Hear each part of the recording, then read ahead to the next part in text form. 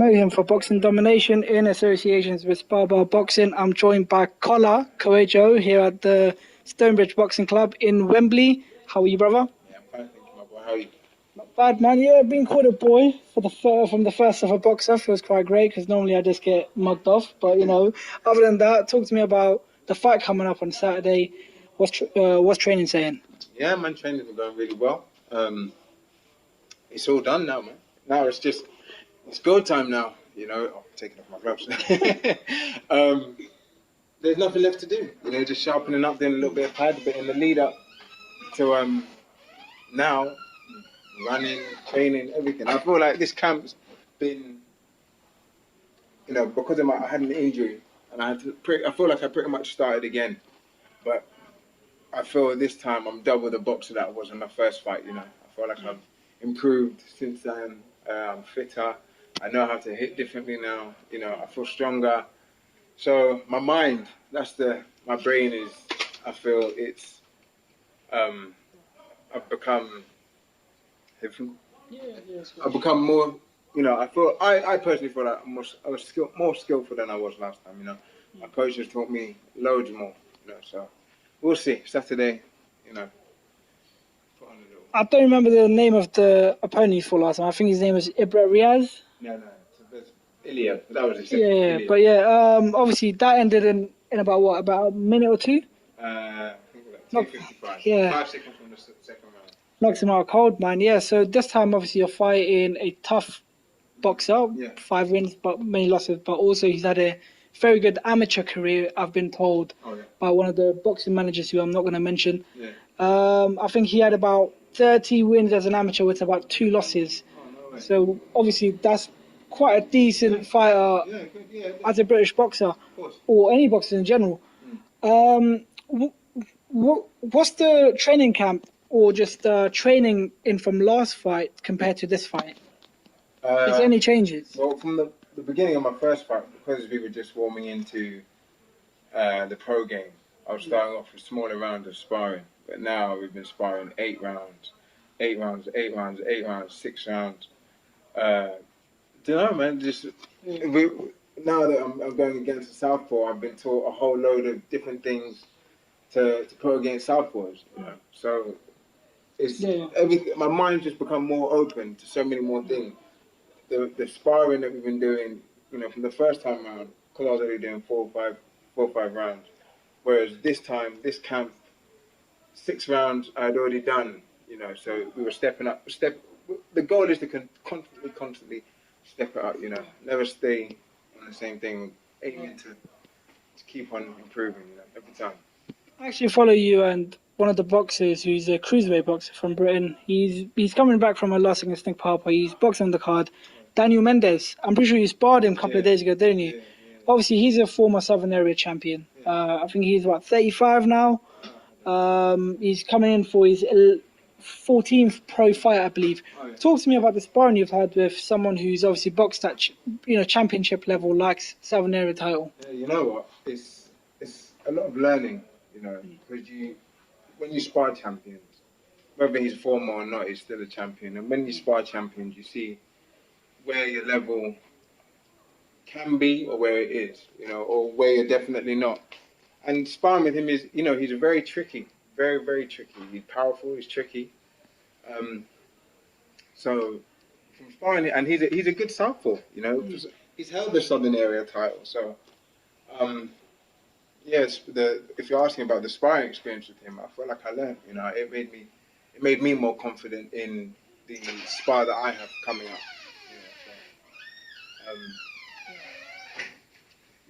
Obviously, last time around I couldn't talk to you at your call when you obviously won up pro Dave. No, it's cool.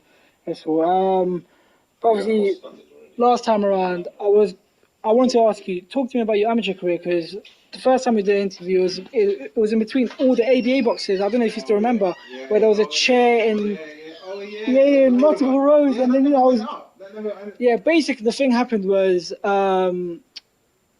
so I was using a 64 gigabyte. I think it was 128 gigabyte memory card, but this camera can only hold I think 40 something. Oh, no way. up to 40 something, 40 but something. it was higher than Oh, yeah. you know what it was. Yeah. I think it was 256 gigabyte because the highest you can hold is 64, the one I'm using right now. Apologies for that. No worries, no worries. Because Ali was after me because of that video, yeah. But talking about this though, have you ever sparred Mikael?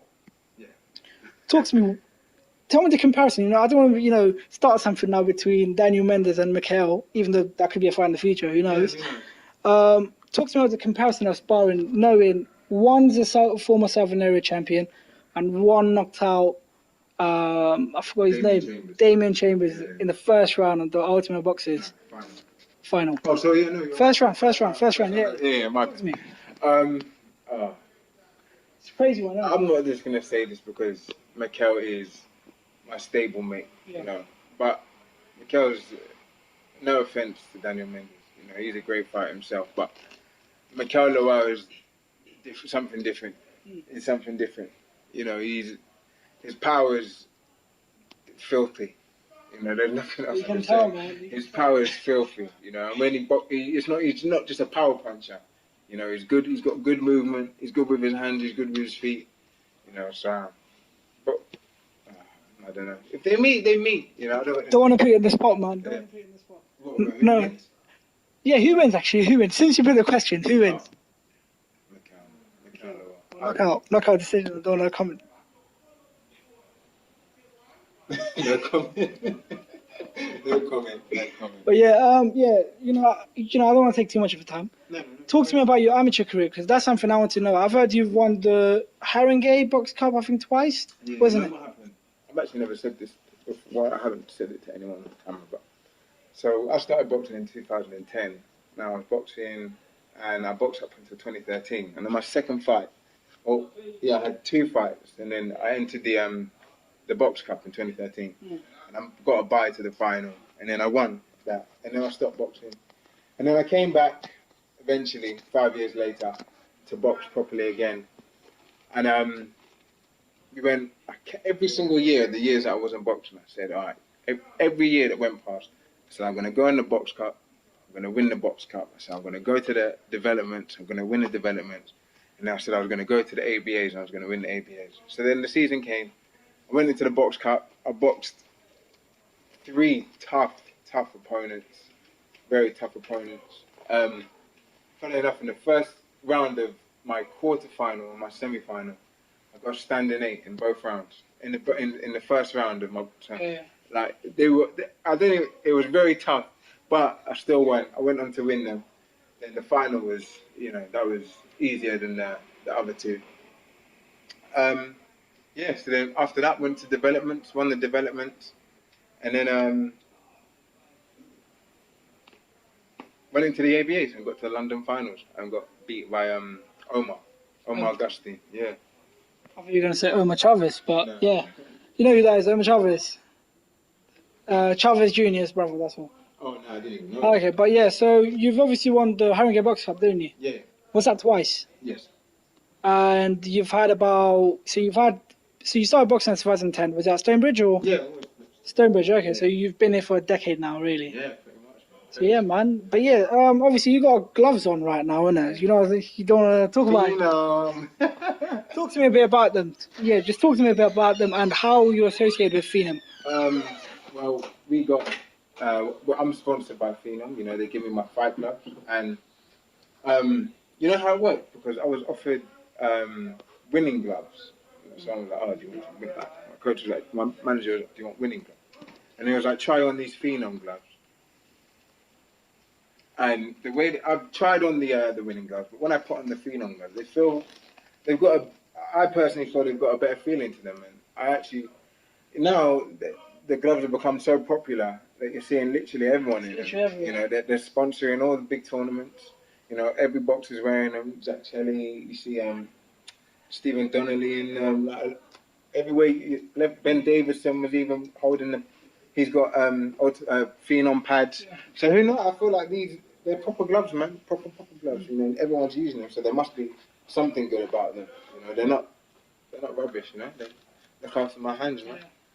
And just the very last thing, when it comes to ticket sales, it can be very hard. So I know a boxer personally who actually paid, I think, $2,000 just to box, and on that night he actually lost as well. No way. But yeah. Oh, yeah, some people actually do that. They have to pay for the. Yeah. They have to pay their own way to. Well, yeah, no, you know, that's the sad thing about boxing. You know, that's why you have to be so thankful and grateful for the people that come and watch you.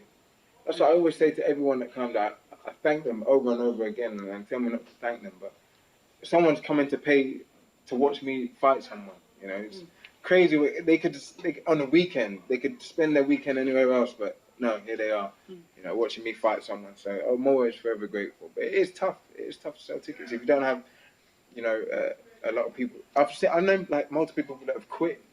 They've had to quit boxing because they can't sell tickets anymore. One boxer was Jordan Granham, you know that, isn't it? Oh, I've heard of him, yeah. Jordan Granham. Ali, do you know who that is? Jordan Granham. No. So Jordan Granham is, he's actually boxer of the Goodwin show, I think. Oh, yeah. He was 27-0 as an amateur in Britain. I think he was one of the top fighters. Right now he's turned a journeyman due to not selling tickets. I think he's sold about 20 tickets, so that wasn't enough. No way. So yeah, mad. It gets like that, man. But you know, that's why I'm thankful for the gym I have, because one thing about this gym, everyone, it's like a family unit here. If I'm boxing, everybody, most of my tickets have gone in the gym. You know, probably 50% of my tickets have gone in the gym, or people that know me from the gym. And the rest, like, it's a smaller amount that have gone from like my home and my friends and all that. You know, so you have to be. I'm grateful for all the people that support me, man. Ali, send me a contract, man. I'm going to join this gym now. Anyways, that's the interview wrapped with Kola Koyejo. Thank you. Thank you, man. Take care.